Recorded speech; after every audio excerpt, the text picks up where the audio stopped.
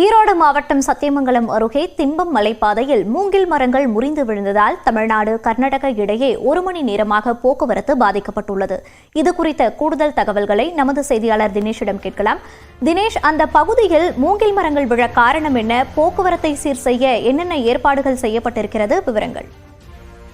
வணக்கம் மனுஷா. ஈரோடு மாவட்டம் சத்தியமங்கலம் திம்பம் மலைப்பாதையானது 27 கொண்டையூசி வளைவுகளை கொண்டது. இந்த மலைப்பகுதியை கடந்துதான் கர்நாடக மாநிலம் செல்ல வேண்டிய சூழ்நிலை உள்ளது. நாள்தோறும் இதில் ஆயிரக்கணக்கான வாகனங்கள் பயணிப்பதுண்டு. லாரி, கனரக வாகனங்கள் என நாள்தோறும் 2000க்கும் மேற்பட்ட வாகனங்கள் பயணிப்பதுண்டு. இந்த நிலையில் சாலையின் இருபுறமும் மூங்கில் மரங்கள் அதிக அளவில் காணப்பட்டு வருகின்றன. இந்த நிலையில் தற்பொழுது நிலவி வரும் அதிவேக காற்றினாலும் வனப்பகுதியில் யானை நடமாட்டங்கள் மூங்கிலை உடைத்து சாப்பிடுவதாலும் அதிக அளவில் மூங்கில் மரங்கள் சாலைகளில் விழத் தொடங்கும். இந்த நிலையில் கடந்த இன்று திம்பத்திலிருந்து ஆசனூர் செல்லும் இடத்தில் பார்த்து அரேபாளையம் என்ற இடத்தில் மூங்கில் மரங்கள் சாலையில் விழுந்ததால் சுமார் 1 மணி நேரமாக தமிழ்நாடு கர்நாடகா இடையே போக்குவரத்து துண்டிக்கப்பட்டுள்ளது.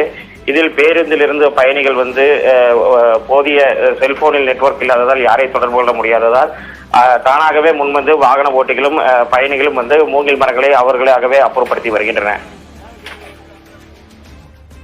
விவரங்களுக்கு நன்றி தினேஷ்.